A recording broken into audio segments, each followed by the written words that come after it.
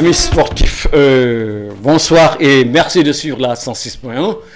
Nous sommes une fois de plus au rendez-vous pour cette émission sportive que vous avez l'habitude de suivre donc tous les dimanches entre 17 et 18 heures. À la technique, c'est ce soir, on a Aline Diop et à la présentation, Elhadji Ndiogou Mbaye qui a un invité d'aujourd'hui, donc Elias Gueye, Ndoye plutôt, Elias Ndoye, je pense à Elias Gueye qui est du côté de Saint-Louis, donc Elias Ndoye, un vrai Lébou donc, qui est notre invité d'aujourd'hui. Elias, salam alaikum.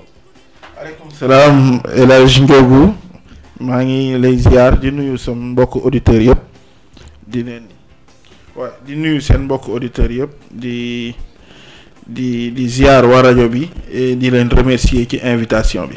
Voilà mi ngi noonu kon mbokk yi comme rajo bi nag tey émission Atlantique Sport dafa am invité bu mag Elhadji Elias Ndoye, je le répète encore Ndoye Mali Maram. Donc un lébu ñi nga xam ne ñooy borom Dakaru mën nañ leen ko tuddee parce que Dakaru moom bu ko doon defe naa santul Ndiaye mais Ndoye la sant au fait. waaw loolu la gars yi di wax de. waaw non santul Ndiaye parce que je crois que Ndoye la sant parce que lébu yoo ko moom. waaw ñoo ko moom donc nañ ko santale Ndoye rek. nga xam ne tey émission bi moom ni ma ko waxee rek daañu waxtaanee tey incha allah ci moom ci boppam. waaw mii nekk na agent de jour dinañu wax lan mooy loolu. ak lu mu ci jot a liggéey boobu léegi. dana nekk na aussi manager du football. dana ñëw aussi rôle boobu naka la koy tëralee bu ñu ci jógee daañu waxtaan ak moom ci actualité bi nga xam ni moo am ci wàllu football xam ngeen suñu juniors yi ñu ngi ci des éliminatoires de la CAN de 2021 qui va se passer en Mauritanie en février plus exactement. te gis ngeen seen première sortie bi keroog daanaka sortie ratée la parce que on en tout cas d'après des techniciens am na lu bari lu des. daan nañu gis équipe Sénégal bu gën a njaxlaf vraiment bu gën a njaxlaf daañu ci ñëwaat léegi. mais balee boobu dama lay bàyyi nga présenter sa bopp. exactement présenter ko aux nombreux auditeurs de la 106.1. di fàttali nag ku bëgg bokk ci waxtaan wi da ngay composer rek 77 647 29 56 après booy nga dugg incha allah nga dugg en direct wax sa xalaat ci wàllu émission bi Elhadji Elias ma bàyyi la nga présenter sa bopp. waaw di nuyoowaat rek di ziar seen mbokk auditeurs yëpp man la Elhadji Elias Ndoye dëkk HLM 6 Angle Mousse donc nekk un jeune amateur dirigeant de football manager de football et commencé mes petits pas en tant que agent de joueur, c'est-à-dire quelqu'un qui gère les intérêts des joueurs et qui sait les placer en extérieur pour qu'ils deviennent des professionnels. À l'image des références dans ce pays comme Thierno Seydi, Feu Pape Diouf, voilà, ce sont les références pour moi dans ce métier. Ouais, mais Elhadji alors li ma lay wax mooy métier boobu métier bu tumranke la. daanaka boo doon ça ne court pas les rues. ñi ko nekk Sénégal ñu néew lañu. te nekk na aussi un métier un peu difficile. loo ci jot a def yow maanaam ba kañ nga ko tàmbali. fan nga ci toll. Ouais, le métier est libéralisé par la FIFA. Aujourd'hui, il faut mettre en place ton cabinet d'experts, mettre en place un cabinet d'experts, un cabinet de recruteurs, de techniciens rompus à la tâche et aussi développer ça. Maintenant, nous avons eu nous avons commencé les choses au début du mois de mars. Avant la Covid, juste avant la Covid, avant que la Covid s'est installée un peu partout dans le monde. Donc nous sommes en train de ratisser large, de nouer des partenariats, de nouer des contacts.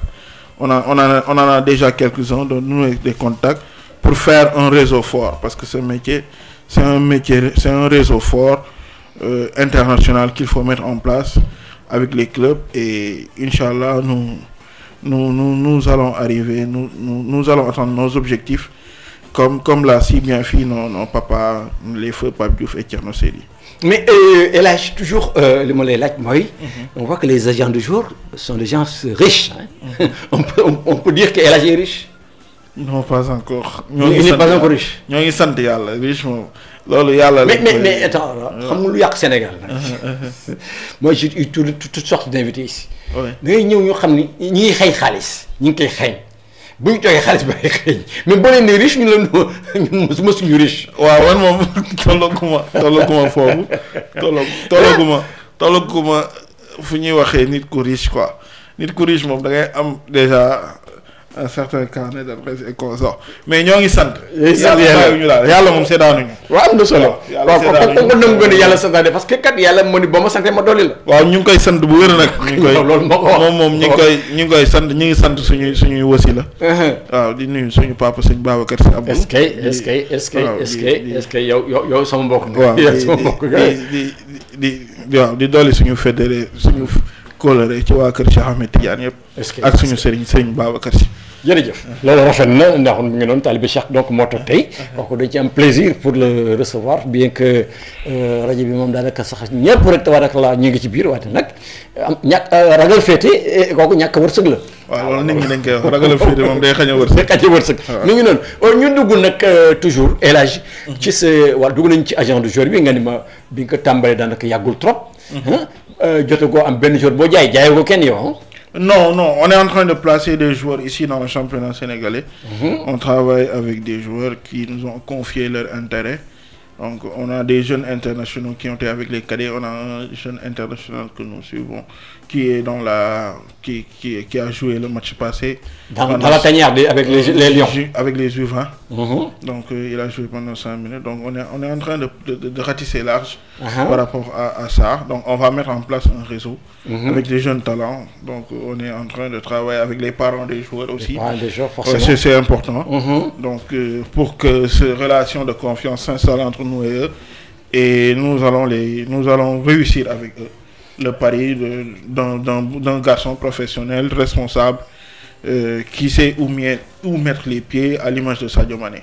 Voilà, donc vous êtes sur le marché et vous êtes en train de chercher des candidats que vous voulez vendre vraiment à l'Hexagone, comme on dit. Alors, vous n'avez pas dit de nom tout à l'heure, vous avez dit un U20 qui est là, qui est en bonne voie pour être vendu, parce qu'on peut les appeler comme ça, on les vend, monnayant donc le talent. Alors là, c'est difficile tout ça, les contacts. Vous avez dit avec les parents, vraiment. Oui. Comment ça se passe tout ça? Comment ça se passe? Les contacts, c'est souvent chaque parent veut que son enfant réussisse. Donc les contacts se passent bien, hein? Les contacts se passent bien. Les parents, les quelques rares parents avec qui nous avons discuté voilà, nous donnent confiance par rapport au challenge que nous offrons à leurs enfants. Maintenant, c'est du win-to-win. Win-win. Voilà. Win-win, comme on dit. Ouais, comme le disent les Anglais. Donc, on est en train de travailler sur ça. Donc, c'est difficile, certes. Ouais, mais parce que c'est le contexte actuel qui ne s'y prête pas un peu avec la Covid-19. La Covid-19. Oui, mais actuellement, on a foi à ce que nous faisons. On connaît bien, on a appris les termes de référence par rapport à ce métier. Donc, le droit est consort. Donc, nous saurons bien gérer les intérêts de ces prodiges-là, de ces pépites. Pour le moment, nous avons jeté notre dévolu sur les pépites, sur les jeunes joueurs.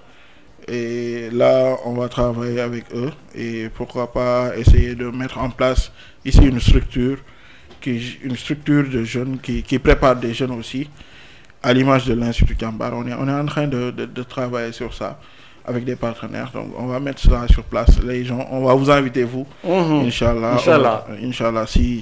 si Dieu le veut bien, on va mettre en place une grande structure à l'image internationale avec des partenaires pour développer aussi le peu que nous savons. Et là, j'ai une question encore qui me vient à l'esprit, comme ça. S'il vous arrive de vendre un jeune joueur, quel est la ristourne que vous allez recevoir après avoir vendu un joueur, par exemple? Oui, ça, c'est souvent... Bon, je dirais pas ristourne parce que c'est un accord tripartite entre le joueur, le club vendeur, bon, je dirais pas tripartite, mais avec 4 parties. 4 parties même. Oui, le club vendeur. Quelles sont ces 4 parties? Le club vendeur, le club acheteur. Le club acheteur. Le joueur et son entourage. Le joueur et son entourage. Voilà, qui gèrent ses intérêts. Donc, c'est-à-dire ses parents. C'est-à-dire nous travaillons avec des pépites. Donc, les pépites, jusqu'à 18 ans, on ne peut pas trop se focaliser sur la vente. On les place dans des clubs que nous faisons confiance. Et là, après, on fera, en cas de vente dès la première, en cas de transfert, on s'assoira avec un protocole d'accord que nous avons signé entre eux et nous. Voilà, mais par exemple, s'il vous arrive de vendre un joueur à 1 milliard, on va y aller donc de manière beaucoup plus concrète. On a vendu Massamba Mbaye à 1 milliard. Il doit aller en hexagone. Quelle est la part qui va revenir à LH, l'agent du joueur? Oui, c'est ça que je voulais. C'est ça que j'essaie de vous expliquer. En fait, la part, on peut pas le fixer comme ça dans son clin d'œil. C'est un accord entre le contrat du joueur et son entourage. Donc, dans ce qu'on dit, il y a une part pour ce qu'on appelle, souvent en Europe ou en France, on appelle la part des intermédiaires. La part des intermédiaires. Voilà, donc c'est un part, c'est pas fixé. Donc c'est un accord qu'on signera. Ça dépend de l'entourage du joueur et aussi de tout ce que vous avez pu faire pour que le garçon réussisse. Donc voilà, donc on va pas aller très loin parce que comme ni ñu koy waxee rek gars ñi dañuy làqatu dañuy nëbbatu duñu wax seen lépp duñu la wax mukk exactement s'il vend un jour à 1 milliard ñaata lañ ci war am du yàgg ba ñu wax la ko Sénégal yi moo bindoon noonu moo ko wax sànq rek élage. non du Sénégal moom day làqatu rek. non du Sénégal en fait c'est le métier. day dem ko catu daal. waaw non c'est pas du catu affaire yooyu ça mais c'est le métier qui est comme ça donc on va suivre les pas des grands comme on dit. Les pas des grands comme les Pape Diouf et autres. Et Thierno Seydi. Et Thierno Seydi. Defe naa Thierno Seydi moo jaayoon El Hadji Diouf je crois. Bien, c'est pas lui, non. Non, Thierno Seydi, c'était l'agent de Drogba. De Drogba et autres. Ouais, et autres. Donc, c'est l'actuel agent d'Ismaïla Sarr et consorts. Ouais, donc, nous sommes quoi. Ouais, c'est des références dans les milieux. Dans les milieux. Ouais. Voilà. Et LH, maintenant, on va parler LH manager. Manager sportif, manager en football. Le rôle du manager, là, exactement, c'est quoi? Oui, comme tout jeune fanatique du football, on a commencé non pas dans notre quartier de Navetan, dans notre club de Navetan. Donc on a HLM Angle-Mousse. Donc on a hérité de ce quartier-là en 2011, quand j'avais 18 ans. Donc entre 2011 et 2017, donc on a pu faire 2 finales et gagner une coupe pour un quartier qui n'a eu jamais la chance de gagner le trophée. Donc on a gagné la coupe zonale. Des équipes devant des équipes comme Momsereo, HLM5 et autres. Donc après on a travaillé sur ça, sur le management, sur le dirigeant de football, sur les termes, sur comment cibler un joueur, sur comment gérer la gestion du groupe avec les entraîneurs. Donc souvent, on a eu la chance l'année passée de participer dans le comité de transition qui gérait la SHLM. Donc on était membre du comité ad hoc, donc on a eu la chance de travailler aussi sur ça, sur ces aspects, de montrer ce que nous savons. Donc Dieu a fait qu'on a bien géré le comité et je salue aussi tous les membres de ce comité ad hoc qui ont fait un excellent travail pour pouvoir gérer la transition jusqu'à la mise en place de l'actuelle équipe dirigeante qui dirige la SHLM. Donc c'est le manager qui est au-dessus de l'entraîneur. Oui. Et c'est le patron de l'entraîneur. Ouais, c'est un peu le patron du football, de la direction footballistique de toute équipe. Donc, vous avez dû pratiquer ou au moins apprendre le métier d'entraîneur avant d'être manager? Non, je n'ai pas appris le métier d'entraîneur. Mais bon, on a fait le management à l'école. À l'école? Ouais, le management, donc ça touche tous les secteurs. C'est la même chose, quoi. En football, ça ne change pas. Voilà, on gère des entreprises sur le plan professionnel. Donc, on connaît un peu. C'est le même management, c'est le même procédé qu'on utilise pour gérer aussi des jeunes talents et des jeunes joueurs, par rapport à leur comportement, par rapport à leur motivation, par rapport à tout ce qui va pour que le garçon réussisse en jour de match. Donc, et aussi tout l'encadrement qui tourne autour de l'équipe. voilà mbokk yi di leen fàttali ne yéen a ngi seen rajo Atlantique FM la 106.1 émission bi di Atlantique Sport ngeen koy baaxoo di am dimanche bu nekk entre 17 et 18 heures à la technique nous avons Aline Diop présentation Pape Ndiogou Mbaye jàkkaarloo tey jii nag El Hadj Elias Guèye. yi nga xam ni non donc Guèye ça revient à chaque fois. c'est pas donc Ndoye El Hadj Elias Ndoye. Ndoye il réclame son Ndoye vraiment il a parfaitement raison donc Ndoye Mari Maram. moom nañu am comme invité dugg nañu ci wàllu agent de joueur bi dégg ngeen lim ñu ci nettali am na ay joueurs yoo xam daanaka ñu ngi ci loxom ba daanaka mi ngi waxaale ak ñi nga xam ne ñoo leen soxla xam naa ni bala yàgg dana am lu ci feeñ loolu lañ koy ñaanal ma jaay leen ñoo jox ma ci sama wàll xam naa ne bu boobaa dana ma boobu fu ma nekk ni ma sa wàll ngi noonu El Hadj donc ak ñi nga xam ne aussi mooy manager. Mais comment se porte HLM? On a eu à connaître HLM en Ligue 1 il y a quelques années HLM boobu moo delluwaat ba nekk ban niveau léegi. National 2. National 2. lu ko waral pourquoi c'est descente aux enfers là? Bon, c'est dans le management en fait. HLM a eu la chance de connaître des grands dirigeants à l'image de Tamsir Cissé, Omar Diallo, Alpha Badji, Seydou Ndoye, donc c'est Père Khalifa Sarr. C'est des grands dirigeants. À un moment donné, bon, je dirais que c'est de la léthargie. Ils s'étaient un peu émoussés, fatigués. Donc, ils n'ont pas eu la chance de très tôt faire le changement pour confier l'équipe à d'autres. Donc, et ça, c'est répercuté sur les résultats de l'équipe. Mais bon, le peu qu'ils ont fait à HLM, ils ont bâti un club de dimension africaine. Donc, nous pouvons que les remercier et les féliciter du parcours qu'ils ont pu faire. Mais vous avez été sur le continent, je crois, une fois ou bien? Oui, HLM a joué 2 fois en Afrique. En Afrique, HLM a été vice-championne de la Coupe IFOA. Donc, battu par le Orea de Guinée 2-1. Donc, HLM a été, bon, je dirais que c'est sur le plan africain, c'est une grande équipe. Une grande équipe. Ouais. Bon, et le mot dire aussi, moi, sur le plan des infrastructures, vous avez une chance d'avoir un terrain bien loti. Alors, au niveau du quartier, donc, on a des équipes qui se déplacent sur une longue distance pour s'entraîner, mais il y a une sur place et vous avez un terrain vraiment praticable. Donc, tout le monde manque. Oui, c'est un terrain en construction. Il y a certes quelques couacs, mais bon, je pense que les autorités compétentes sont en train de travailler dessus avec la société qui gère ça pour finir les travaux. Donc, et aussi l'actuelle équipe dirigeante en fait aussi un cheval de bataille. Donc, nous leur souhaitons bonne chance pour ça.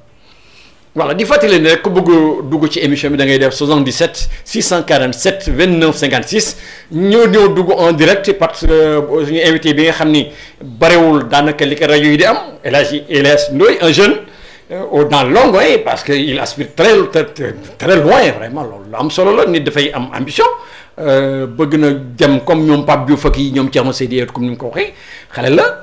Il n'a même pas 30 ans, donc je crois que solo.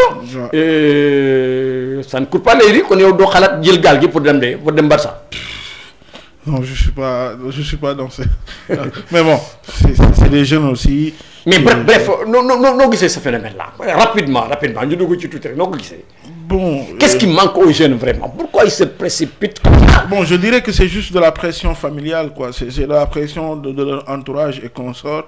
Donc, c'est un appel de cœur que je fais à ces familles-là, d'éviter la pression et de laisser les garçons construire leur vie paisiblement. Et Inch'Allah, comme Nico Gaïdi dit, il y a la game qui sacré, dina am lu ci def quoi. Kon yow da nga yakar ni famille ñi créer pression ci on est un peu au Sénégal, on comprend un peu les enjeux et la pression donc mais selon ni sa mor mi tekké fa légui selon ni diw fa moi qui vous parle vous avez assumé ça?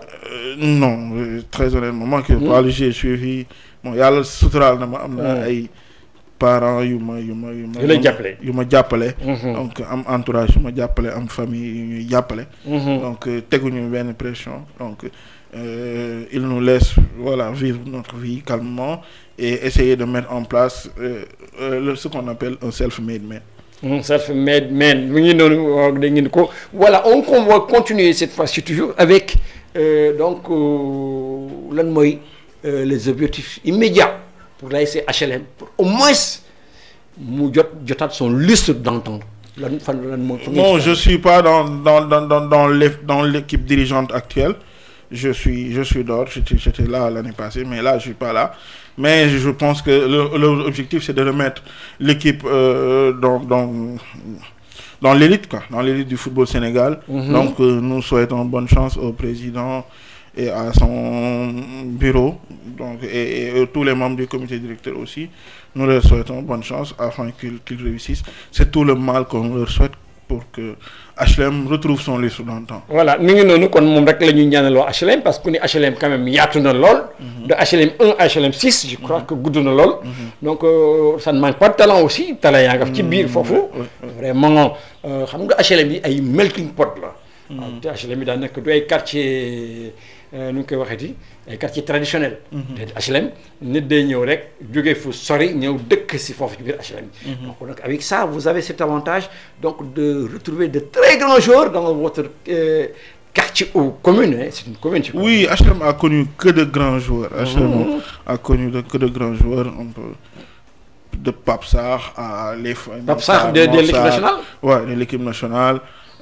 En passant par Massar Kamara jusqu'à la dernière génération de Amadou Bakili et Fadel Fall et consorts. HLM a connu que de grands joueurs qui ont gagné la Coupe du Sénégal. Donc je pense que le talent il est là-bas. Il suffit juste de travailler, de faire les cibles, les bonnes cibles et aussi de croire à leur potentiel pour bâtir un club. Donc il faut qu'ils croient et qu'ils travaillent, c'est tout. Mais aussi, pour les équipes qui sont en division inférieure, les possibilités, il y a une idée en possibilité, ceux qui sont en Ligue 1 par exemple, ou à la rigueur en Ligue 2, moyens pour recruter des joueurs, est-ce que vous avez des moyens là sur place? Bon, je suis pas dans le qui des dieux, donc je sais que l'actuel président a de grosses ambitions. Attention, vous êtes le manager de l'équipe, hein? Non, je ne suis pas le manager de l'équipe. Vous n'êtes pas le manager de l'équipe? Non, je ne suis pas le manager de l'équipe. J'étais dans l'équipe dirigeante qui gérait le comité de transition. Donc, je faisais tout. J'étais un peu... je comblais partout. Voilà. Mais là, je ne suis pas manager de l'équipe. Donc, il y a une équipe dirigeante mise en place parce que par rapport à notre métier, on ne peut pas aussi s'aventurer. On a nos ambitions personnelles. Donc, on ne peut pas s'aventurer à entrer dans les clubs traditionnels. Mais on aidera l'équipe parce qu'on est des HLM. On mettra notre patte là-dessus, ça c'est sûr. Donc, mais bon, nous souhaiterons bonne chance au président qui a des ambitions pour bâtir un grand club fort.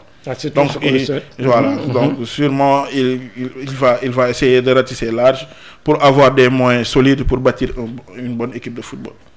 Voilà, rappelez tout simplement que vous êtes sur Atlantique FM, la 106.1.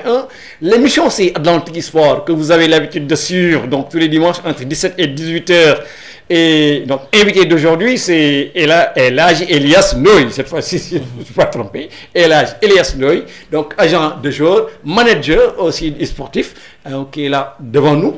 Et maintenant, qui va être donc notre invité d'aujourd'hui. Celui qui veut tout simplement participer, il n'a qu'à appeler au 77 647 29 56. Maintenant, on va parler du football au niveau de notre pays. On va commencer par les petites catégories. Les U20, par exemple, qui sont à l'heure, là où nous émettons, face à la Gambie. On attend notre reporter, certainement, il va réagir de moment à l'heure pour nous donner le score de ce match. Elhadji, comment vous avez trouvé la prestation des poulains d'Abo la dernière fois? Oui, la dernière fois, je pense que il est bon. En fait, le problème des petites catégories, c'est pas un travail. On n'a pas une équipe constante. On n'a pas une équipe par rapport à leur âge. On ne peut pas avoir la même équipe que l'année passée. Donc, Dabo est en train de reconstruire un nouveau groupe. Donc, je le fais confiance. C'est un entraîneur rompu à la tâche, capable de le faire.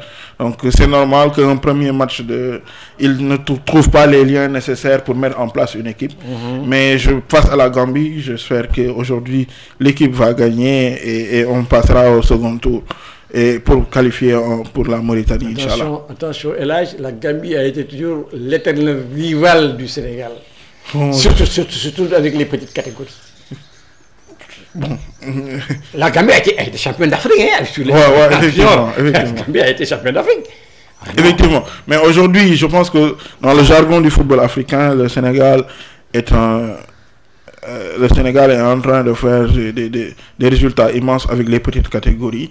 Donc même si on n'a pas encore la chance de gagner, deux finales de suite en junior, en cadet aussi, on a eu de bons résultats avec le tandem des Malik, je les appelle souvent, Malik Daf et Malik Diop. Mais bon, je pense bien que Dabo va trouver la baguette magique pour faire un résultat positif aujourd'hui. Ah, c'est tout ce qu'on le sait, mais je sais que ce ne sera pas facile. Parce que, bon, la dernière fois, certes, comme vous l'avez dit tantôt, il n'y avait pas les automatismes encore qui étaient prêts. Il manquait quelque chose. On sentait le vide qu'il y avait depuis 8 mois. Il n'y avait pas de football au Sénégal. Donc, ça s'est senti sur le terrain avec ces jeunes. D'abord, on avait l'habitude de nous présenter mieux que ça. On le connaît, technicien de gros calibre, vraiment. Alors, je ne sais pas, aujourd'hui, certainement, il va amener la recette nécessaire pour essayer de venir à bout de ces jeunes Gambiens et qui ne seront pas là en victime désignée. Ça, je vous le dis. Parce que je connais quand même cette rivalité entre Gambiens et Sénégalais. Parce que c'est depuis les Yaya Jammeh. Yaya Jammeh, je me rappelle, la Gambie avait eu un seul nul ici avec le Sénégal. Le lendemain était déclaré férié en Gambie. Parce qu'ils avaient freiné donc l'ambition du Sénégal. Le Sénégal était éliminé de la course pour les éliminatoires de la Coupe d'Afrique qui devait suivre. Alors, Yaya Jammeh a déclaré que la journée le lendemain était déclaré férié, chômé et payé. Donc, ça veut dire beaucoup de choses. Et maintenant, l'autre, certainement, n'est pas de la même ambition que Yaya Jammeh, mais lui aussi, ça c'est, qu'on le veuille ou non, c'est depuis la nuit de tous les temps. Donc, Gambiens et Sénégalais sont toujours des rivaux. Donc, maintenant, aujourd'hui, il ne faut pas du tout on va gagner ce match avec facilité. Oui, mais comme on dit, on est à domicile, on joue sur notre terre. Donc les garçons auront les épaules larges pour passer l'étape Gambia et ramener la qualification pour Mauritanie.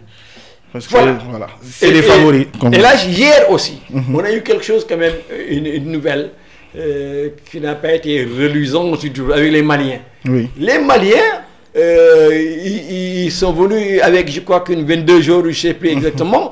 Et parmi eux, il y avait au moins presque 15 éléments, avec les dirigeants et autres, 15 éléments qui étaient victimes de la Covid-19. Le commentaire. Bon, c'est un contexte un peu particulier. Donc, nous faisons confiance à nos autorités sanitaires. Donc, avec la Covid-19, personne n'est à l'abri. Donc, ce qu'on peut dire, bon, avec les tests qu'ils ont réalisés, j'espère que la CAF, avec les cellules compétentes de la Fédération sénégalaise de football et nos autorités sanitaires vont trouver la remède nécessaire pour les permettre de terminer la compétition ou de jouer le prochain match. Donc, nous le souhaitons. Non, mais je crois qu'ils n'auront pas le temps quand même.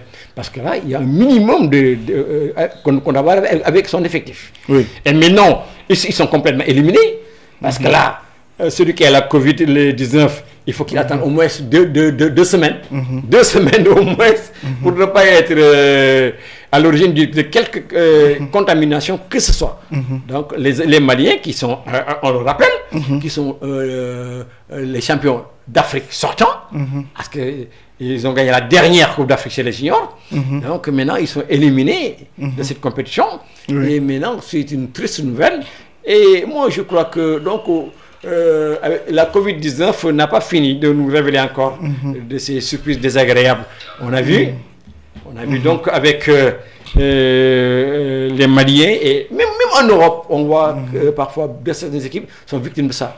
Paris Saint-Germain, par exemple, a perdu beaucoup de joueurs il y a quelques temps Tout cela à cause de cette maladie-là. Moi, je crois que donc c'est pas facile donc Covid-19 et football ne font pas forcément bon ménage. On va laisser les juniors là-bas pour reparler maintenant de nos seniors avec Aliou Cissé. D'abord, le coaching d'Aliou Cissé. Oui, bon, Aliou, en fait, avec Aliou, tous les résultats plaident en sa faveur. Hein. Après, on dira que le Sénégal ne produit pas le jeu espéré. Mais aujourd'hui, moi, par rapport à ma philosophie du football, une équipe, l'essentiel, c'est de gagner. Donc, peu importe la manière. Donc, il faut savoir gagner parce que si tu ne gagnes pas, tu ne rentres pas avec les 3 points. Et si tu ne gagnes pas, tu ne gagnes pas des trophées. Donc, l'essentiel, c'est de gagner. Maintenant, je pense qu'il y a l'arrivée de Noureddine, un adjoint que j'ai connu en Mauritanie, qui est là. Donc, Ah bon, vous me rappelez son nom et depuis quand? Oui, Noureddine, il est là depuis le dernier rassemblement. Donc, il est analyste vidéo et entraîneur adjoint aussi. Donc, je lui fais confiance. Il est franco-algérien. Il va apporter une petite baguette magique par rapport à la gestion de Aliou. Et je pense que le Sénégal pourra aussi espérer avoir les résultats rêvés. Mais ce qui étonne encore, les diakhal ñep moy diñu gis avec l'équipe d'Aliou Cissé, s'ils ont en face les grands d'Afrique, c'est un échec. S'il y a le Cameroun, c'est difficile. S'il y a l'Algérie, c'est une défaite. L'Algérie nous a battus 2 fois de suite dans une même compétition, en moins de 2 mois. Vous êtes sportif, vous êtes amateur de football. Comment vous jugez cela? S'il y a à chaque fois une grande nation de football, on perd. Ouais, je dirais que tout match, les matchs se différencient par rapport à l'abordage. Donc je pense que le Sénégal a eu péché sur la façon d'appréhender ces 2 matchs-là. Donc on a eu en face à chaque fois un bloc très défensif, un bloc rugueux d'Algériens qui nous ont empêchés de mettre en place, qui ont empêché nos individualités de se montrer, donc qui jouent un jeu très agressif. Mais bon, je pense qu'aujourd'hui, c'est de nos erreurs qu'on peut apprendre. Donc ces 2 défaites-là, je pense que les garçons, les joueurs l'ont bien appréhendé. Donc ils vont se baser sur ça pour bâtir un collectif fort, pour essayer de gagner la CAN 2022. Je pense que la CAN 2022, c'est le plus important pour le moment. Donc c'est des matchs passés pour moi. Donc Aliou Aliou et son staff vont essayer de se préparer pour l'avenir. Aujourd'hui, c'est le plus important, je pense que, et c'est un appel qu'on lance à tous les Sénégalais de faire bloc derrière cette équipe-là, parce qu'il peut nous valoir de grandes satisfactions qu'on n'a jamais eues. Moussa Ndoye, je crois que aussi la poule du Sénégal n'était pas une foudre de guerre, parce qu'une poule où se trouvaient des équipes vraiment qui jouent le second rôle en Afrique, il n'y avait pas de grand. Oui, il y avait Bissau. Oui, il y a la RDC aussi. Et l'autre équipe là qui ne sais pas encore comment ça s'appelle. RDC et Érythrée. Et Érythrée. Donc voilà, c'était des équipes qu'on n'avait pas l'habitude d'entendre. Bon, la Guinée-Bissau est en train un peu de sortir de l'ordinaire. Ouais, la RDC aussi, c'est une foudre d'Afrique. Donc aujourd'hui, certes, bon, ils n'ont pas eu. La RDC était une foudre d'Afrique. Ouais, mais bon, aujourd'hui, en fait, c'est aussi le jeu des éliminatoires. Quand tu es super favori, tu as la chance d'avoir des clubs, des équipes qui ne te font pas la tête un peu. Mais bon, on a vu aussi l'équipe du Sénégal gagner, faire 4 matchs, 4 victoires. Certes, avec peut-être pas la manière dont nous tous nous escomptons, mais je pense qu'avec les rassemblements à venir, Aliou aura le temps de bien peaufiner une stratégie gagnante lors des CAN. Voilà, je crois que nos amis auditeurs sont en train de suivre le match Sénégal-Gambie chez les juniors. Donc c'est pourquoi il ne va pas certainement réagir. Alors l'heure, ça coïncide aussi avec ce match. Le match a débuté depuis 17h. Oui. Le Sénégal ce ne sera pas facile. Le Sénégal mène déjà par 1-0. Ah, vous suivez le match, ça très bien.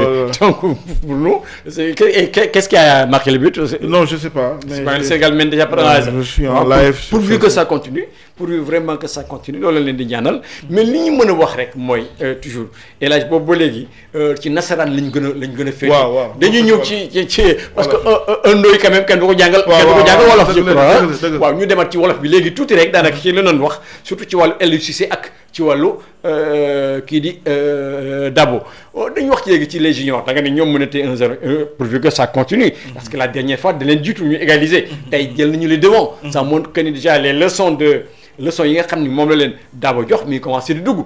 parce que comme ni nga waxee Dabo loolu mooy sa grande différence pour man ak Aliou Cissé. Dabo c'est un observateur. su observer ba pare dana am solution. ce n'est pas le cas d'Aliou Cissé. Aliou Cissé bu doon observer rek les 2 matchs qu'on a joué contre l'Algérie presque c'est des matchs qui se ressemblent ñoo niroo booy seet Algériens yi ni ñuy footballé ku ne xam na ko cokkaas la tricher pour te rendre nerveux dugal la benn dem taxaw seen kaw li ci dañ koy dañuy sàcc parce que loolu ñoom mooy seen habitude koo ci romb rek bu bëgg sa ngelaw rombee rek nga dégg mu yuux pour influencer l'arbitrage donc yooyu moom loolu mooy seen football waaw mais avec ça El Hadj li ma la laaj léegi mooy Aliou Cissé non maa ngi woon ci plutôt Dabo donc bon tey jii yaakaar ngeen kon dana génn ci match bi tey. waaw ak lan moo ko dérouté keroog aussi. waaw xam nga tey jii nii bëgguñu dugg ci différence. c'est-à-dire Dabo ak Aliou c'est ñaari personnalité yu bokkul la. ku si nekk am na noo xalaatee ak noo gisee football bi donc. mais ñenn ñi dañ naan est-ce que Dabo waroon jël passe Aliou Cissé ñenn ñi moom la ñuy wax. parce que dañu wax ci wàllu xam-xam. on dirait que Dabo ko sut Aliou vraiment il a été un joueur. c'est tout je suis pas man sama diggante je le dis très honnêtement. Aliou xamantewuñu bu baax trop. mais Dabo jaa fekk. Dabo xamante nga waaw xamante nañ tuuti. donc bon mais en tant qu'observateur. boo nekkee ci biti da ngay xam ni ñaar ñii seeni bëgg-bëgg. seen doxalin bokk dafa wute. donc Aliou am na personnalité am na façon de gérer. il est entouré de ses adjoints et de ses encadreurs donc équipe nationale am na y a beaucoup d'entraîneurs yu mën li ñuy def yu nekk autour de lui. donc xëy na rassemblement yi ni muy ñëwee amul pour concevoir assez de temps pour concevoir idée de jeu. donc souvent dañuy dem ci compétition wala match amicaux. waaw mais daa boo xam ne day am temps pour préparer ak gosses yi et aussi il y a un entraîneur Issa Aïdara qui est très fort avec lui. donc un entraîneur adjoint qui est très fort avec lui donc ñoom souvent dañuy am temps wu. defar équipe maanaam yore équipe lu yàgg waaw yore équipe bi defar ko. concevoir seeni idée de jeu et aussi avec nos infrastructures à Guéréo et à Toubab Dialaw. raison de plus mon cher El Hadj. kon ki ñu waroon jox équipe ay ko xarañ la waroon doon parce que temps bi mu leen di c'est un temps réduit. temps bu gàtt lay nekk. ñëw peut-être 3 jours 1 semaine au plus mu yore leen certainement des talents venus d'horizons divers. ñu jógee bokkuñu mais ils ont leur talent d'abord mais automatisme yi mooy des mu ngi leen di jox xëy na mais kooku il faut nga xam vraiment naka la ñuy joxe automatisme mais El Hadj Diouf disait que Aliou Cissé ci El Hadj Diouf qui est d'ailleurs aux côtés d'Aliou Cissé actuellement nee na tàkkale rek la mën tàkkale daal di jàng moom la mën. xam nga El Hadj Diouf parfois day sànni xeer. Il a ironisé un peu certainement mais il y a une part de réalité aussi là-dedans bon je dirais pas réalité c'est trop dire El Hadj parfois day sànni xeer mais comme li may wax rek. xam nga Aliou tey jii nii résultat yi day plaider en sa faveur. ñun en tant que manager wala tey jii nii bu ñu nekkoon ci place les dirigeants du football mënuñu leneen lu dul bàyyi Aliou continuer parce que mi ngi def ay résultats quoi qu'on puisse dire donc on connaît tous. des résultats face aux petites équipes ouais mais aujourd'hui faut dire aussi il faut tey xam nga Sénégal tey mooy vice championne. on n'a pas la Côte d'Ivoire on n'a pas le Nigeria on n'a pas le Ghana. On n'a pas l'Algérie, on n'a pas la Tunisie, on n'a pas le Maroc. Ouais, mais on a battu la Tunisie. Face à ces équipes, on baisse les Chines, le mot de war. Oui, mais aujourd'hui, aujourd'hui, li ñu mën mooy juger équipe bi ci compétition. Sénégal mooy vice champion d'Afrique. Coupe du monde tamit même si on a été éliminé un peu on a fait une bonne participation honorable. Coupe du monde bi élage avec un coach talentueux dañuy jàll vraiment parce que moi je crois que. vous jugez nettement que Aliou fait pas le boulot. Les buts qu'on a encaissé face aux Japonais je sais plus exactement yooyu yëpp vraiment c'était des choses à éviter. À chaque fois ñu lay fekk ci ay des balles anodines yoo xam ni vraiment des coups de pied arrêtés wala soit des erreurs de mais aujourd'hui c'est ce que je dis aujourd'hui xam nga tey jii nii li doon arranger football Sénégal. mooy que ñu dissoudre un peu la direction technique nationale. Qu'on fasse une commission nationale. technique. Avec des entraîneurs rompus à la tâche. Il y a des entraîneurs chevronnés qui sont là les Bamor Fall les Lamine Dieng. ñu accompagne moom xam naa ni il est un peu malade non sa santé ne le permet plus. oui mais bon ils étaient là les Boukounta Cissé ñu accompagner Aliou ci ñu koy accompagner ci conception bi ak ci préparation bi ñooñu xëy na bu ñu amoon touche peut-être bi manqué tuuti Aliou ñooñu dinañ ko mën apporter à l'équipe par rapport à certains détails loolu la rek mais bon comme on dit les décideurs aussi moom lii lañ choisir donc li ñu mën rek mooy nekk seen ginnaaw jàppale leen pour yàlla def ndam ci yorin bi. kon yow daal ba fekkee ni may tënk rek Aliou Cissé daal bu ñu ko amee alors am nga yaakaar ni daañu jëli dara ci Afrique. oui en fait xam nga actuellement nii Sénégal li ñuy wax dafa nekk ci ay années charnières am dafa nekk ci ay années yoo xam ni dafa am ay talent. c'est-à-dire une équipe qui est composée de Sadio Mané de Kalidou Koulibaly de Edouard Mendy forcément doit gagner quelque chose. Donc, forcément doit gagner quelque chose parce que aujourd'hui la colonne vertébrale de l'équipe ce sont les meilleurs dans leur poste dans le monde actuellement donc forcément on doit rêver gagner quelque chose donc lii mooy yàlla nañu am chance mu boole les bonnes combinaisons possibles. ba mayonnaise bi mën a taxaw. waaw ba mayonnaise bi que la mayonnaise prenne forme. et que ñu gagner coupe yi si waat.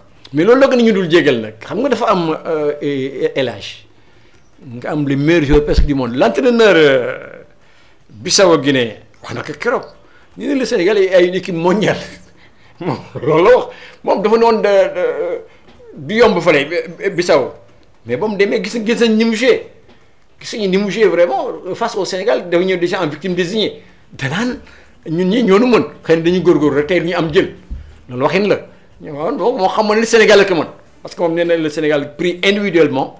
Le Sénégal a une équipe mondiale. Mondiale vraiment. wax na dëgg ligne yëpp daanaka ci wàllu équipe bi am na un joueur de rang mondial tu vois l'attaque Sadio Mané. indiscutablement ma nga ca kaw. bu dee ba ñu xëccoo le ballon d'or France Football boobu am na xam ne ni Sadio Mané dara la. bon nga ñëw ci milieu bi on a la chance d'avoir Idrissa Gana Gueye mooy macha allah muy def liggéeyam ci beneen équipe bu mag. muy Paris Saint-Germain. mu nga ci def waru garab bien que xëy na am na tuuti lu ko dese rek. mais noonu la xëy na dina ñëwi incha allah et puis il est encore très jeune am nañu yaakaar ni dina ñëw ca kanam. nga dem ci défense bi un Kalidou Koulibaly mi nga xam ni équipe bu nekk Europe équipe bu mag bu ne ñaan nga yàlla am ko sa défense. gis nañ ñi ko doon xëccoo. Manchester City Manchester United gis nañu Liverpool moom bàyyeegul bi léegi sax moom dafa ne di décembre bu soobee yàlla mercato bi wala janvier dana am Kalidou. waaw donc ñu ngi xëccoo bari na. kon nga ñu ci gardien bi li ñu manqué woon ñun un Edouard Mendy. bu xam ne nekk na une des plus grandes équipes du monde.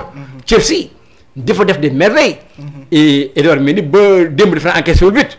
waaw donc 2-0 la ñu door donc vraiment ça veut dire que ni Sénégal am na lépp pour jël coupe. et puis pour def aussi un parcours sans faute ci wàllu mondial. Parce que on n'a rien à envier aux grandes équipes aux grandes nations de football amuñu dara lu leen di xoole wala lu leen di ñeewee gis ñu ko vraiment moi je crois et avec ça nga am lu mel noonu yëpp mais di am des résultats mi figue mi raisin nekk gars yi di waxee. mi figue mi raisin mooy demuñu ceng dëkkuñu jama tey jii nga am lu baax suba nga daanu. loolu de vraiment moi je crois que est-ce que dañ ko jéggal Aliou Cissé vraiment bu nga dindi du faralaate affaire bi du faralaate du fan nit wala du ba mais Aliou Cissé en tant qu'entraîneur El Hadj am na lu bari lu ko des yaakaar naa. oui parce que xam nga tey jii nii man dama gëm leen ci football. il faut commencer par les BABA c'est-à-dire un entraîneur tu commences par les U12 di yéeg nang commencer par les U20 et ainsi de suite certes Aliou dafa am chance bu ñëw rek commencer ak les U23 avec Karim Séga Diouf. commencé wul ak ñoom ne adjoint la woon de. waaw mais. il était loolu lañ koy jox de. parce que Karim était modeste ne sax yàlla ko yàlla yërëm. Karim sa modestie son humilité. ba mayoon naka ba dara yebal Aliou Cissé dama taxaw ci. waaw je sais moom it la assis. waaw naa feebaram la woon ndeysaan wala moom moo xam la mu mën weele. loolu xam nañ ko ci Kalidou Ibrahima. nu mu tuddati Karim Séga Diouf. mi ngi noonu donc loolu fësal na Aliou Cissé certainement ñu yaakaar Aliou Cissé ak coowam lu bari loolu moom mooy def décision yi mais Karim la woon. Karim kooku xam-xam moom di leen entraîné yàgg na. waaw mais xam nga tey jii nii. waaw. suñu papa Karim ñi yàlla ko yàlla yeesal yërmandeem ci. amiin tandem bi baaxoon na. tandem bi baaxoon na parce que suñu papa Karim moom c'est un technicien rompu à la tâche. à la tâche oui. moom yàlla may na ko ci loolu parce que suivre naa ko un peu. amoon na benn année sax ASC HLM doon na ko topp donc. pour jël ko. donc mujjul en tout. mais pour être bref rek xam nga tey loolu laa wax c'est-à-dire BABA yooyu noonu ci football boo ko deful. parfois sur ta gestion en équipe senior. day xaw a am waaw day feeñ. donc Aliou je sais qu'il est en train de travailler sur son entourage pour am des adjoints capables avec l'arrivée de Noureddine donc ça veut dire que mi ngi xool li ko manqué mu koy uti feneen. donc incha allah espérons que dina réussir maa ngi gis benn auditeur mi ngi may envoyé message léegi naan ma depuis quand vice champion nekk palmarès ma ne ko non vice champion du palmarès certes mais on est favori en Afrique lors des prochaines CAN. donc statut de favori mais wax na la dëgg. il faut l'assumer parce que di bokk vice champion moom vraiment. waaw c'est le premier des perdants. loolu ñàkk pexe la. bi ñuy jàng école loolu la ñu doon. et puis match la boo xam ne yow yàq moom bi. xam nga loolu nit ñi duñ mën concevoir El Hadj ñu marqué le but à la 3e minute xaw ma 4e je sais plus encore le temps du but algérien la xamoon kañ la woon fàtte naa ko mais ci première minute yi la woon mais ñu dugal le but ngay daw ci 1-0 boobu ba fin du match égalisé woo loolu mooy amuloo procédé amuloo xarañ amuloo xalaat pour génne béton bi ngay def sa kanam Aliou Diouf loolu mooy Aliou Cissé loolu mooy problème am boo ko indilee système rek bloc baax mu jaaxle xamul nan la koy contourner te loolu xalaatu entraîneur na ko war a jàng buñ la joxee bloc baax nga fexe ba xëcc leen xëcc joué xëcc ba ñu ñëw leen contourner leen waaw contourner leen parce que loolu boo ko defee ñu Dakar daal na am mais Aliou Cissé boo ko defee loolu rek am nga ko gagné nga ko donc entraîneur algérien l'avait dit comment il s'appelle encore Jamel Belmadi Ben Madi waxoon na ne kii élève woon ma daanaka moom xam na ko dana ko gagné waat te il l'a fait gagné waat na ko vraiment mu metti xolu ñëpp parce que ça c'était notre Coupe d'Afrique. C'était vraiment notre Coupe d'Afrique. Il y avait la place hein. Il y avait de la place donc pour avoir cette Coupe d'Afrique là. te dootul nga amati. On l'espère nañ ko ñaan parce que il y a plus de petites nations en Afrique. football amatul bu ndaw amatu fi. suñu dee ba ay Sierra Leone ki ay Zimbabwe di créer des surprises wala leneen ak leneen yeneen pays. donc actuellement tous les clubs dañuy tous les équipes nationales. Soudan tous les pays ñëpp dañuy à la base. mi ngi noonu donc moi je crois que suñu chance yàlla moo xam de yàlla nañu ko yàlla defalaat ba nga xam ni suñu fa delluwaatee daanaka dellu nañ fa sax ba pare parce que on a notre qualification là c'est déjà en poche mais gars yi bëgg nañu ñu qualifier avec la manière rek parfois avec la manière. certainement on a 2 autres rencontres qui nous attendent au mois de mars. xëy na yooyu xëy na daañu génne bokk xanaa Aliou dina tourner loo équipe bi c'est nouveau là muy indi te loolu mooy footam El Hadj toujours dafay recruter des nouveaux teg leen ci banc bi wala may leen des bribes de match 3 minutes ou bien 5 minutes loolu la war bàyyi yow noo gisee loolu ci Aliou Cissé toujours. oui mais xam nga actuellement période bi yii nii muy convoqué nouveau yi. xam nga c'est des matchs de compétition. oui c'est-à-dire c'était des matchs importants à ses yeux. moo tax moom mu teg ses titulaires habituels. mais aujourd'hui je pense que avec les 2 autres matchs le Sénégal est assuré de terminer premier hein. donc avec les 2 autres mu tourner le groupe waaw et j'espère qu'il va les faire tourner comme Bruno Metsu le faisait bien.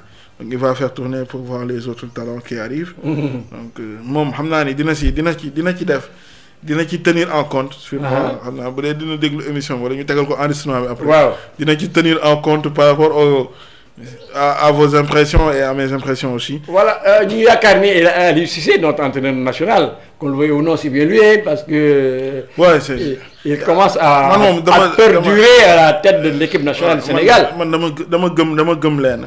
bu yàlla defee ñu jiital nit rek na ñëpp jàppale ko. xam nga pour mu am réussite parce que ndamam mooy ndamu ñëpp. waaw moom la koy ñëpp di ñaanal mais dafa war di déglu ñeneen ñi aussi. parce que dina am solo bu ko xarit boppam rek doy. su ko doyee du dem. na déglu d'autres parce que Sénégal ba fait y a beaucoup on a beaucoup de techniciens de football de. bari nañ fi de des gens qui sont là dans leur coin te li ñu xam ci football boo leen woon fi ñu génneel la ay secret yoo xam ni yu bari lay nekk. waaw mais moom xam naa ni moom mi ngi déglu. parce que y a une direction technique nationale. Et est-ce que d'autres disent que est-ce que cette direction-là ça existe réellement? Oui, moi, Mayacine c'est un Suisse, hein, il est là pour suivre les directives d'Aliou Cissé. Hein? Non, je dirais pas trop suisse. Je pense que c'est un technicien de haut niveau et donc il a eu ses diplômes en Allemagne aussi. Donc. Oui, il est plus occupé qu'Aliou Cissé. Mais est-ce que ligue mi ngi koy def? waaw mais xam nga aujourd'hui loolu moom il faut être à l'intérieur pour en parler quoi. En parler donc moi je suis de loin je sens que parce que avec toutes les catégories aussi le Sénégal joue chez l'équipe nationale féminine fait de bons résultats par coup les juniors et cadets sont au rendez-vous des compétitions donc l'équipe senior, l'équipe olympique aussi pareil. L'équipe nationale locale peut-être qui pêche un peu par rapport au foot local. Mais sinon, il faut le travail du directeur technique national. Donc, Ok, la dernière question. Moi, sur le football national maintenant, le championnat. Alors, on voit rarement des sélectionnés qui sont dans le championnat local. On n'a pas le niveau ou quoi là? Non, je dirais pas qu'on n'a pas le niveau. Peut-être qu'Aliou doit plus regarder. Par rapport à ses choix aussi, les paramètres, c'est lui seul qui peut les définir. Mais il y a des jeunes talentueux, il y a des jeunes très talentueux ici dans le championnat local. Il y a des jeunes joueurs très talentueux. Maintenant, c'est à nos équipes aussi de relever leur plateau technique et leur plateau d'organisation et de gestion des joueurs. Pour un peu les mettre au niveau de ces expatriés-là, afin de relever ce championnat. Parce que le gros défi de ce championnat, c'est le manque de moyens.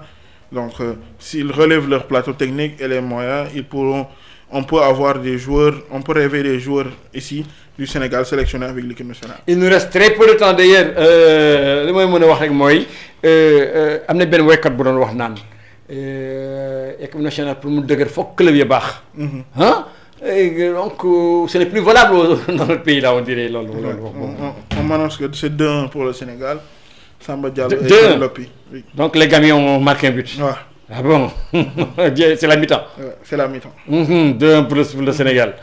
Les Gambiens ne sont pas venus en victime désignée. Oui, c'est... Dañuy bañ ba ñuy dee dañuy bañ ñoom seen bañ nga leen Sénégalais ngi ni bu ne leen ñëpp gagné bu loolu day am. C'est comme la Mauritanie. Mauritanie, il faut le tolo Sénégal. Oui, mais c'est un derby, c'est normal. Un derby, comme le disent les férus du foot, un derby, ça se joue pas, ça se gagne. Donc les garçons savent qu'ils jouent un derby, donc ils vont parce que là, c'est une avenir de compétition qui fait qu'il est. Oui, mais les garçons sont au rendez-vous. Ils sont conscients. Ils sont conscients. Donc, ils ont talent, ils sont donc les John Lepi, les Samba Diallo et autres.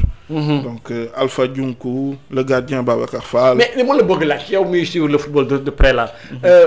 Matar Ndiaye, pourquoi on l'a pas? Matar Sarr plutôt. Matar Sarr, le fils de Sidat. Oui. Pourquoi on l'a pas dans ce groupe? Bon, en fait... il n'a pas 20 ans, lui, là. Non, il n'a pas 20 ans. Mais... Et Moussa Ndiaye aussi, Moussa Ndiaye qui est au Barça. Oui, mais Moussa, il est blessé. Il est blessé? Oui, il avait une blessure au ménisque. Donc, mais pas Matar Sarr, en fait, il est avec le groupe pro du match. Donc, sûrement, c'est des problèmes de libération. mais c'est un garçon aussi dans l'entrée. Avec les balles arrêtées, que voilà, moom. oui parce que moom yàlla may na ko ci côté boobu. waaw vraiment man sax de moom sama sago. yàlla ko yàlla musal cat quoi. cet voilà équipe A bi loolu moo ko manqué. un tireur de balle arrêtée.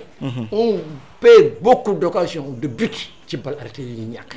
on a vu avec notre espagnol là comment il s'appelle Pape Kouli Diop demoon na ba spécialisé mais malheureusement Aliou loolu mooy catam dafa gaaw mere joueur xeex ak joueur il l'a fait avec Kara Mbodj aussi Kara bi mu bokk ak Kalidou Koulibaly le duo de l'équipe en duo à l'équipe nationale foofu bu ñu amoon loolu ñun dañuy tëdd nelaw un duo Kara Koulibaly mais kooku y a rien de tel. Mais xam nga aujourd'hui dans la gestion de l'équipe il y a des paramètres.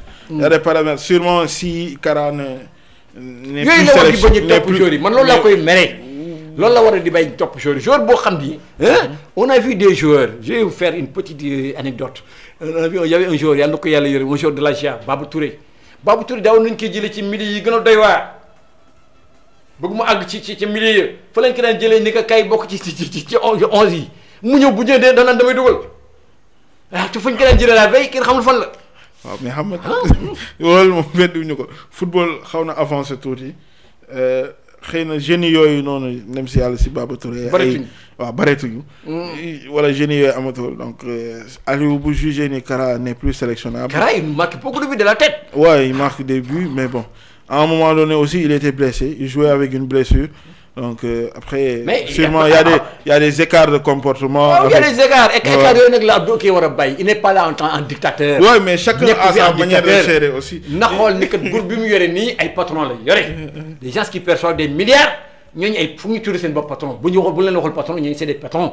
c'est des patrons ñooñu ko xaalis kuy coacher ku la xaalis nag foog nga xool noo koy coacher. ni doxale ak moom parce que ni ngay def sa doom ci kër ga ñeme woo ko def ko xam ne wër na la ni patron la kon nag am na muy defee yi ngeen woo ko waxtaan nawle ak nawle ngeen waxtaan moi je crois que am na manager xoola c'était le comportement de Bruno Metsu c'était un manager boo xam ni day souple parfois mi ngi noonu day waxtaan ak xale yi comme ay morom bu ñu defee dara parce que loolu xale yi foog nga nekk seen morom nit ki boo ko jàppee morom fa ngeen di mën a waxee li nga loo ko bëgg a wax foofu nga koy waxee mais boo ñëwee ni que may sa baay. may sa maam mais du wax ji du sotti il faut que nga ñëw ni que kat jàppee ko comme sa nawle sa boo xam ne yéen a nekk boo ko waxee dëgg y a un auditeur qui va appeler il dit depuis 10 minutes appelle le numéro est sur boîte vocale. Et sur boîte vocale je ne crois pas le numéro n'est pas sur boîte vocale notre technicien est là donc c'est pas sur boîte vocale il attend les appels il attend vraiment les appels. Il voulait participer xam naa ni match bee leen kii woon. waaw attends ma ni match c'est quoi le numéro je lui ai envoyé par-ci donc. match bi moo leen xañoon match bi moo leen xañoon. on comprend le numéro c'est 647. 29 56 loolu mooy kii bi daanaka wax ci jeex na kii léegi waxtu jeex na daanaka sa waxtaan neex na lool parce que temps bi gaaw boo xam naa ni mënoon nañu jàll sax parce que on avait 2 heures 16 heures de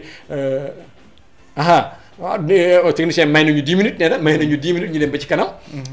Léegi li ma la doon laaj mooy affaire Aliou Cissé aussi. Aliou Cissé vraiment donc technicien boobu xam nga auditeur boobu bu bëggee bokk na dugg def 77 647 29 56 dana wax xalaatam parce qu'on parlait tout à l'heure de Aliou Cissé. Aliou Cissé boo recevoir ku mel ne El Hadj Elias Ndoye nekk un membre du football un manager du football nekk un agent de joueur foog nga waxu Aliou Cissé. kon nag loolu moo tax ñu doon wax ci moom gis nañ ni vraiment nekk na entraîneur boo xam ni dafay couper la poire en deux comme on dit am na ñu ànd ak moom am na ñu àndul ak moom booy sax ñi àndul ak moom ñoo gën a bari te li tax ànd nañu ak moom nee nañu làmminam moo tax dafa mel ne il se comporte en roi il se comporte en buur ni man may buur may bummi loolu kenn du ko def ci ay ñoo xam ni c'est des patrons dans leurs équipes c'est des patrons. ñooñu kenn doon topp allo y a un auditeur allo salaamaaleykum allo on n'arrive pas à la voir là allo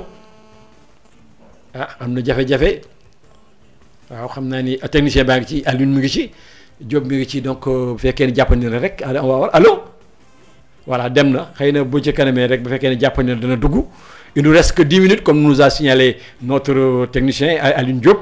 gis ngeen 6 heures la ñu waroon jox mais émission bi xëy na àgg na ko foo xam ni bëgg nañu jàll tuuti comme que c'est un dimanche sportif aussi dimanche allo. allo salaamaaleykum. waaw na nga def. maa ngi fi rek. yow kan. wala Kalisa Cissé. c'est mon ami. Cissé c'est un Cissé. waaw. da nga bëgg bokk ci waxtaan wi. waaw yow la ñuy déglu yow la ñuy déglu. déedéet maa yow añ nga ba pare yow mbayeen bi. waaw mbayeen baa ngi lay dégg mbayeen baa ngi lay dégg. waaw maa ngi leen di ziar. di leen encouragé bu baax di fi encouragé sama copain invité bi. waaw. maa ngi koy ñaanal bu baax moom comme li ma koy wax tout le temps rek dafa am wàll ci football bi. di ko gën a encouragé pour mu jàpp te jàpp yoonam daal. waaw. nit ku baax la nit ku am vision la ci football nit koo xam ne lu ngeen waxtaan ci football rek bu tegoo ci yoon di nga ko gis. moom xale la l'avenir est devant lui. waaw comme sànq nag li ngeen wax ci émission bi. au niveau local moom football local bi foog état bi gunge équipe bi quoi. waaw. état bi rek ñoo mën a jàppale équipe yi pour ñu mën a jëm kanam. football professionnel bu si état dugalul loxoom du dem. mais naka nga yaakaare noonu la état bi war a def do ay moyen wala. allo. ma ne lan la état bi war a def lan la état bi war a def. waaw état dafa war a subventionner équipe yi rek subventionner équipe yi à hauteur d'1 milliard. ah bon. ah oui. loolu est-ce que dana yomb 10 ans la def ñu ngi si 10 ans de professionnalisme te dara leeragul ba léegi. dana war de mais tamit partenariat ak équipe nationale A bi à savoir que chaque regroupement wala chaque sélection ñu boole si ñeenti locaux loolu mooy valoriser football local bi. waaw loolu am na loolu nga mënoon leen wax léegi. noonu laa ko gisee quoi. mais nag subvention moom du yomb. waaw non état mun na lu ne état mun na loolu monsieur Mbaye état mun na loolu. waaw am nañ ay moyens pour politique boobu même boo ko deful 1 milliard sax nga def ko 500 millions. waaw 500 millions peut-être à la rigueur. oui. à la limite 500 millions c'est bon. xalaat bu rafet loolu mun nañ ci defaru. loolu xalaat bu rafet la quand même. loolu xalaat waaw di encourager waat invité bi bu baax di ko ñaanal yàlla bu baax a baax. voilà c'est bien dit donc kooku sa mbokk la Ali Elias. Cissé. waaw defe naa dem na. moom sama c'est sa waay la. waaw moom mooy actuellement c'est le secrétaire administratif de l'ASC HLM. ah bon en plus il fait ses diplômes en tant que entraîneur. donc yor na HLM 5 19 ans après moom moo nekk gagné coupe ak ASC HLM 5. donc mi ngi ci wàll bi. moom daanaan la liggéey bi mën na ko donc. mais est-ce qu'en national de vous payez vos joueurs là yéen a ngi fay seen joueurs yi. Oui, bon, dans la politique de l'actuel président, il a prévu ça, il a prévu de payer ses joueurs. Bon, l'année dernière, on donnait que des primes. On donnait que des primes. Des primes de match, quoi. Ouais, des primes de match, des primes de 10 000 francs de victoire à joueurs, mais bon. Mais cette année, l'actuel président, qui est politique, bëgg na fay joueurs yi quoi moom loolu wax bi muy def ay promesses de campagne am. dégg naa ko mu wax ko donc. mi ngi xam naa ne mi ngi dox ci dajale les moyens additionnels pour mettre ça en place. waaw te loolu ku ko deful du am dara parce que bu fekkee ne yaa ngi national 2 nangoo recruter des joueurs. de calibre yore leen fay leen doo jógee foofu. waaw fi ñu nekk moom fi HLM nekk.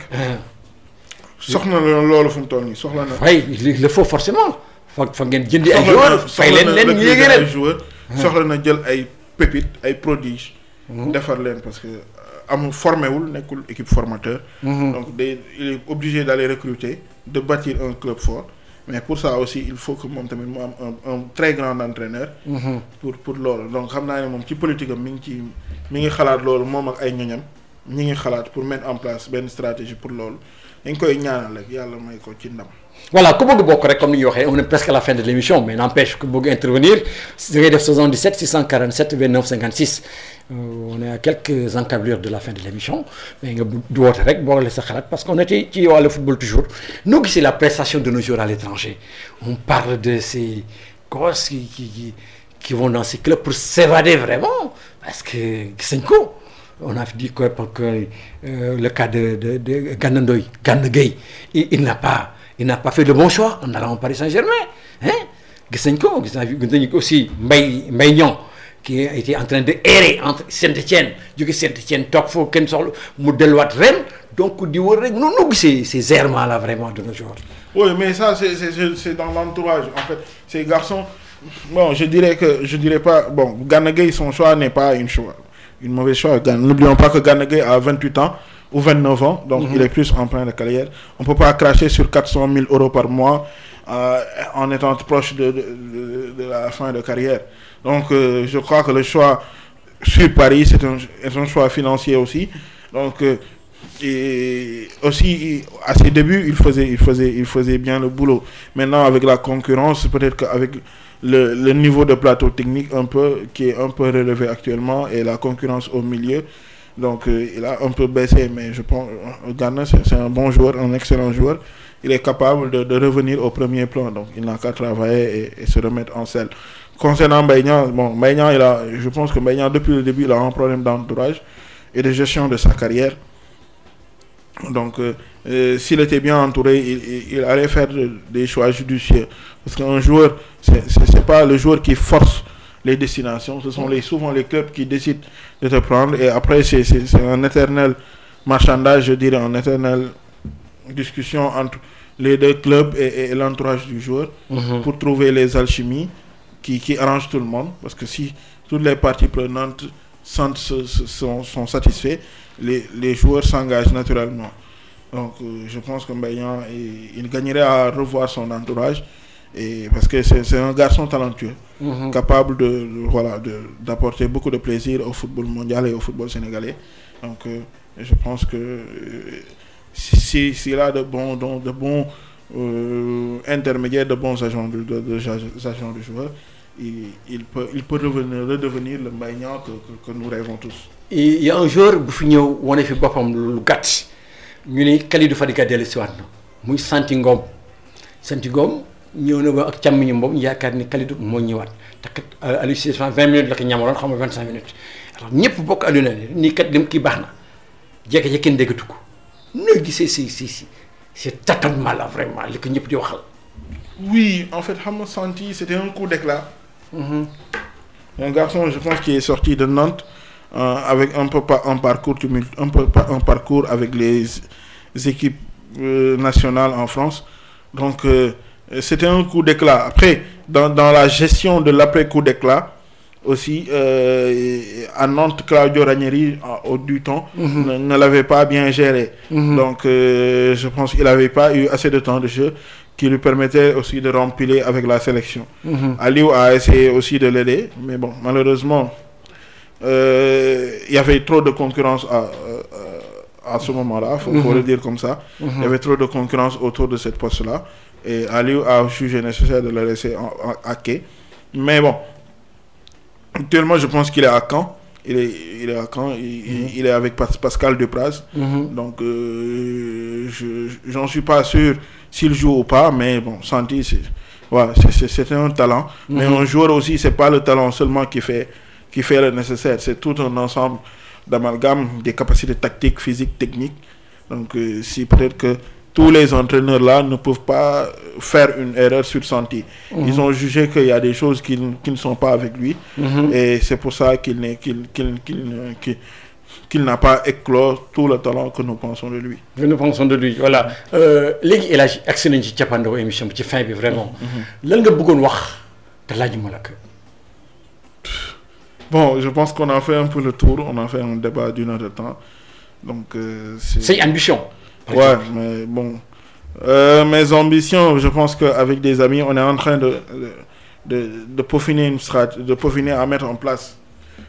Une stratégie. Ouais, une académie à l'image de Diambar et de l'Institut Génération Foot. Donc, on est en train de à l'image avec nos partenaires. Donc, nous commençons à développer cette académie. On va procéder d'ici le mois de janvier ou février, faire le lancement, Inch'Allah. Et commencer le travail aussi, nous, avec les techniciens que nous connaissons, commencer aussi à préparer nos propres jeunes nos propres jeunes joueurs, et bâtir une équipe de dimension africaine et capable aussi de sortir des talents pour partir à l'étranger. Mais janvier seretul ñaari weer moo ci des daanaka benn weer sax. benn weer moo ci des. parce que novembre dee na. janvier décembre dox ci diggante bi. da ngeen am site ba pare da ngeen choisir un site déjà là bu ngeen on n'a pas encore de site déjà là. Mais on va mettre on va travailler avec notre zone géographique. Donc certes, on a des partenaires qui ont des terrains un peu à Toubab Dialaw. Ah, d'accord. Mais on n'a pas encore peaufiné sur l'installation de la site. On fait le lancement d'abord. Après, on va mettre en place un chronogramme à suivre par rapport à l'implantation des sites et au développement des jeunes joueurs et de l'équipe aussi. Alors maintenant, ça Atlantique FM. Oui, Atlantique, c'est bon, d'après les férus des radios, c'est une grande radio. Donc, nous sommes des partenaires. Nous allons nouer un partenariat. Absolument. Et porter Atlantique le plus haut possible. Donc, et vous souhaiter bonne chance. Et remercier tous les auditeurs aussi. Remercier mon ami, mon frère Kalissa Cissé qui entre tout de suite. Donc, c'est un jeune encadreur, un entraîneur. C'est le fils de Moussa Cissé, de Jean Mendez. Donc, vous topez, Papa Di, il sera un des grands entraîneurs de ce pays parce que Amna Fitbi de Kham Gi. Donc, et déjà, il les a montrés avec ses premiers pas avec HLM5 en Awetan. Vous continuez à lancer le entraîneur. jërëjëf defe naa kàddu yooyu dañuy daaneel incha allah. am na solo en tout cas Atlantique ubbil na la buntam. émission bi di Atlantique Sport boole na ci consultant yi. parce que ku mel ne yow kat soxla nañu sa xam-xam. soxla nañu sa xalaat soxla nañu say dugg ak say nga bokk ci émission bi dana am un plus boo ñu indil. waaw kon nag boole na la ci déjà boo ñëw rek ci yow la incha allah. Ah merci beaucoup merci mi ngi noonu. merci di gërëm Aline Diop mi féete woon ci wàllu technique bi. Permettez-moi de faire un petit coucou à la famille, à mes parents, un petit coucou à mes parents, à madame aussi, et mes petits frères, et les familles, les cousins et cousines, les tatas et tontons, et vous dites que nous sommes fatigués. Madame de beaucoup fatigué parce que beaucoup fatigué moom du wax. moom jàmbaar jërëjëf kon mbokk yi ma doon seen émission Atlantique Sport ngeen koy am dimanche bu ne entre 17 et 18 heures et bientôt daañu jëlaat suñu ay heures incha allah parce que dafa mel ne l'actualité sportive mi gën a yokkooti mi gën a amati wax ni wàllu arts martiaux yëpp tam ñi ngi tàmbaliwaat ñi ngi leen di mayaat.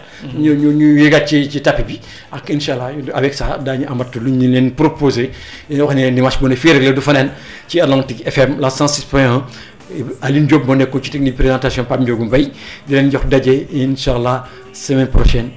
bu kenn war lui aussi un ami Cheikh Sagna je l'ai oublié mais bon c'est un frère quoi il sait que c'est le débat qui m'a emporté. jërëjëf ba beneen incha allah jërëjëf. Merci beaucoup.